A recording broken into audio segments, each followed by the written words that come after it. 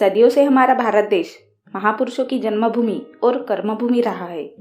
इस पावन धरती पर बहुत से ऐसे ग्रेट पर्सन्स हुए जिन्होंने न केवल भारत बल्कि पूरी दुनिया को गौरवान्वित किया है। ऐसे ही एक व्यक्ति थे जिन्हें पूरी दुनिया फॉलो करती है। बहुत महान लोगों ने इनसे प्रेरणा ली है, जिनमें सुभाष चंद्र बोस, लाल बहादुर शास्त्री, महात्मा गांधी, महान वैज्ञानिक निकोला टेस्ला, हमारे प्रधानमंत्री नरेंद्र मोदी, ऐसे अनेकों नाम हैं जिन्होंने स्वामी विवेकानंद से प्रेरणा ली है। यही वे पहले इंसान थे जिन्होंने अपने आध्यात्मिक चिंतन और दर्शन से न सिर्फ लोगों को प्रेरणा दी बल्कि भारत को पूरे विश्व में गौरवान्वित किया, भारतीय संस्कृति को विश्व के पटल पर लेकर गए, हमारे वेदों की ताकत को पूरी दुनिया में फैला दिया। स्वामी विवेकानंद ने आध्यात्मिक और धार्मिक ज्ञान के बल पर समस्त मानव जीव को अपने रचनाओं के माध्यम से सीख दी। स्वामी जी हमेशा कर्म पर भरोसा करने वाले महापुरुष थे। इनके अनुसार आज आप जैसा कर्म करेंगे कल आपको वैसा ही फल मिलेगा। स्वामी विवेकानंद का मानना था कि अपने लक्ष्य को पाने के लिए तब तक कोशिश करते रहनी चाहिए जब तक कि आपको आपका लक्ष्य हासिल नहीं हो जाए। स्वामी विवेकानंद जी का जन्म 12 जनवरी 1863 में मकर संक्रांति के दिन हुआ था। उनका जन्म कोलकाता शहर के एक हिंदू बंगाली कायस्थ परिवार में हुआ। वो 9 भाई बहनों में से एक थे। उनके पिता श्री विश्वनाथ दत्त थे, जो वेस्टर्न कल्चर में बिलीव करते थे। वे उस समय कोलकाता हाईकोर्ट के एक प्रतिष्ठित और सक्सेसफुल वकील थे। उनकी वकालत के काफ़ी चर्चे हुआ करते थे। इसके साथ ही उनकी अंग्रेजी और फारसी भाषा में भी अच्छी पकड़ थी। वो अपने पुत्र को भी अंग्रेजी शिक्षा देकर वेस्टर्न कल्चर के तौर तरीके पर चलाना चाहते थे। विवेकानंद जी के माता का नाम भुवनेश्वरी देवी था। वो काफ़ी प्रतिभावान और धार्मिक विचारों की महिला थी। उन्हें धार्मिक ग्रंथ जैसे रामायण और महाभारत का काफ़ी अच्छा ज्ञान था।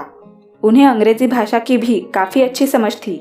नरेंद्र नाथ पर अपनी माँ की छत्रछाया का इतना गहरा प्रभाव पड़ा कि वे घर में ही ध्यान में तल्लीन हो जाया करते थे।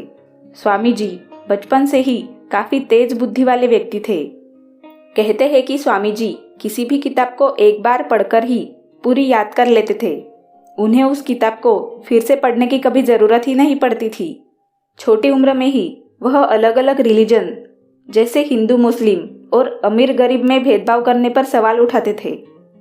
उस समय लॉर्ड मैकाले ने इंडिया में वेस्टर्न एजुकेशन सिस्टम को इंट्रोड्यूस किया था, लेकिन स्वामी जी इस इंग्लिश एजुकेशन सिस्टम के विरोधी थे, क्योंकि उस समय इस शिक्षा का उद्देश्य सिर्फ अंग्रेजी बाबुओं की संख्या बढ़ाना था। वो ऐसी शिक्षा चाहते थे जिससे बच्चों का सर्वांगीण विकास हो सके, वो आत्मनिर्भर बनकर अपने पैरों पर खड़े हो सके। स्वामी जी ने 8 वर्ष की आयु में यानी 1871 में स्कूल में एडमिशन लिया था। उनके स्कूल का नाम था ईश्वरचंद विद्यासागर मेट्रोपॉलिटन संस्थान। इस तरह उनकी पढ़ाई शुरू हुई। स्वामी जी धर्म, दर्शन, सामाजिक विज्ञान जैसे विषयों में काफ़ी रुचि लेते थे। स्वामी जी को शास्त्रीय संगीत का भी पूरा ज्ञान था। वे नियमित रूप से शारीरिक व्यायाम और खेलों में भी भाग लिया करते थे। 1881 में उन्होंने ललित कला की परीक्षा उत्तीर्ण की। 1884 में कला स्नातक यानी आर्ट्स की डिग्री ली। स्वामी विवेकानंद के पास एक ही लक्ष्य था, उन्हें भगवान को देखना था। उन्हें अनुभव करना था कि भगवान से मिलना कैसा लगता है। वो चाहते थे कि कोई ऐसा इंसान उन्हें रास्ता दिखाए जिन्होंने खुद भगवान को देखा हो। उन्होंने बहुत सारे लोगों से पूछा, पता लगाया, लेकिन उन्हें जो चाहिए था वह उन्हें नहीं मिल रहा था। नरेंद्र ने रामकृष्ण के बारे में सुना, जिनका मन इतना साफ था, जो इतनी गहराई से मेडिटेशन करते थे कि उन्होंने भगवान को महसूस किया था। नरेंद्र श्री रामकृष्ण से दक्षिणेश्वर मंदिर में मिले। रामकृष्ण जी भी नरेंद्र से मिलकर बहुत प्रभावित हुए। नरेंद्र नाथ ने उन्हें पूरे मन से भजन सुनाए। रामकृष्ण समझ गए कि यह दूसरे बच्चों से अलग है। वो इस बात से बहुत खुश हुए कि उन्हें एक ऐसा स्टूडेंट मिला जिसके साथ वे अपने विचारों को शेयर कर सकते थे। और नरेंद्र नाथ को भी विश्वास हो गया कि वह जिसे खोज रहे थे वो उन्हें मिल गए हैं। नरेंद्र ने एक बार अपने गुरु से पूछा कि क्या आपने भगवान को देखा है? इस पर रामकृष्ण ने कहा, हाँ, मैंने भगवान को देखा है। जैसे मैं तुम्हें देख पा रहा हूँ वैसे ही मैं भगवान को भी देख सकता हूँ। भगवान को देखा जा सकता है, उनसे बातें की जा सकती है। लोग अपनी फैमिली, पैसा, प्रॉपर्टी के लिए रोते हैं, लेकिन भगवान की एक झलक देखने की इच्छा किसी में नहीं है। कोई इन्हें देखने के लिए आंसू नहीं बहाता। अगर सच में कोई उन्हें देखना चाहता है तो वह उन्हें देख सकता है। यह सुनकर नरेंद्र के मन को बहुत ज़्यादा शांति मिली।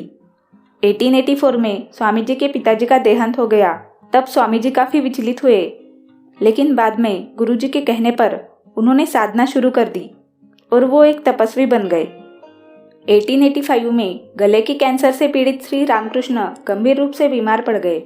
सितंबर 1885 को उन्हें कलकत्ता के श्यामपुर में ले जाया गया। स्वामी विवेकानंद ने अपने गुरु की पूरे समर्पित भाव से सेवा की। 16 अगस्त 1886 को श्री रामकृष्ण जी ने अपना शरीर त्याग दिया। उनके निधन के बाद नरेंद्र नाथ सहित उनके लगभग 15 शिष्य कलकत्ता के बारानगर में एक जीर्ण इमारत में रहने लगे, जिसका नाम रामकृष्ण मठ रखा गया। अब नरेंद्र नाथ 23 साल के हो चुके थे। अब उनकी रिस्पॉन्सिबिलिटी थी कि वो सभी शिष्यों का ध्यान रखे, उन्हें शिक्षा दे। वो अपने कर्तव्य का निर्वहन पूरी निष्ठा से करते रहे, सभी साधु की तरह जीवन व्यतीत करने लगे। नरेंद्र नाथ उन्हें दूसरी कंट्रीज की हिस्ट्री और पॉलिटिकल सिस्टम के बारे में बताते थे और साथ ही कर्म, योग व भक्ति के बारे में भी बताते। नरेंद्र नाथ चाहते थे कि सभी शिष्य इंडिपेंडेंट बनना सीखे, इसलिए वो भारत की यात्रा पर निकल पड़े। उनके पास सिर्फ एक डंडा और एक कटोरा था, बस वो ऐसे ही चलते रहे, आगे बढ़ते रहे और इसी ने उन्हें नरेंद्र नाथ से स्वामी विवेकानंद बना दिया। अपनी पैदल यात्रा के दौरान वे वाराणसी, अयोध्या, आगरा, वृंदावन, अलवर समेत कई जगहों पर पहुंचे। इस यात्रा के दौरान वे राजाओं के महल में भी रुके और गरीब लोगों की झोपड़ी में भी रुके। पैदल यात्रा के दौरान उन्हें अलग अलग क्षेत्रों और उनसे संबंधित लोगों की जानकारी मिली। इस दौरान उन्हें कास्ट सिस्टम जैसे कुरीतियों का भी पता चला, जिसे मिटाने की कोशिश भी की। उन्हें लगा कि भारत की गरीबी और तकलीफ को वेस्टर्न कंट्रीज के साथ शेयर करना चाहिए। स्वामी जी को अमेरिका में एक अपॉर्चुनिटी दिखाई दी। पार्लियामेंट ऑफ रिलीजन एक बहुत ही अच्छा मौका था। स्वामी जी से उन्हें भारत का एंशिएंट नॉलेज मिल सकता था, बदले में भारत उनसे मॉडर्न टेक्नोलॉजी के बारे में जान सकता था। हैदराबाद में स्वामी जी ने पहली बार लोगों के सामने लेक्चर दिया, जिसका नाम उन्होंने my mission to the west रखा। बहुत सारे लोग उन्हें सुनने के लिए आते थे। उनकी समझ और नॉलेज से बहुत लोग प्रभावित थे। उन्होंने हमेशा देशवासियों के विकास के लिए काम किया। उनके कई अनमोल विचारों को मानकर कोई भी मनुष्य अपना जीवन संवार सकता है। स्वामी जी की विदेश यात्रा कैसी रही? उन्होंने अपने भाषण में ऐसा क्या कहा कि वहाँ के लोग उनसे इतना इम्प्रेस हो गए? स्वामी जी ने भारत लौटने पर क्या क्या कार्य किए? ये जानने के लिए देखिए इस वीडियो का पार्ट 2। और वीडियो पसंद आए तो चैनल को सब्सक्राइब करें। धन्यवाद।